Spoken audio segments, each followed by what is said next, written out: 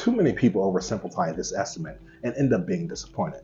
Figuring out how much money you'll get to keep from your home sale is about more than just subtracting your remaining mortgage loan balance from the sales price.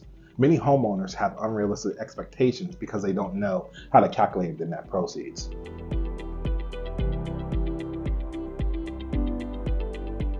Now, one of the things you can do is start by using an online home estimate calculator. This is a free tool that you can find online, and it's going to get you pretty close to your estimate. Now, it's not a guarantee, so you're gonna see these numbers are going to fluctuate, but it's going to get you definitely in the ballpark and give you a good figure to start with.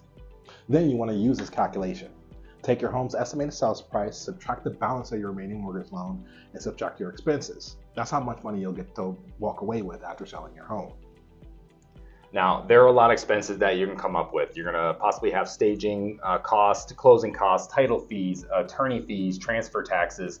However, there's definitely ways you can reduce these, and one of the ways that you can increase the amount of money you'll get in keeping is by hiring a real estate professional like ourselves to help you secure the biggest price possible. And also, we also want to make sure that you guys understand that you're also going to get reimbursed for your insurance and your taxes that you already paid for the year. So if you guys have any questions whatsoever or actually want a link to the home valuation, hit the link below. Once again, this is Darius Ramsey. And I'm James Rhoads. Thanks for watching. We'll see you guys in 2 weeks. See y'all.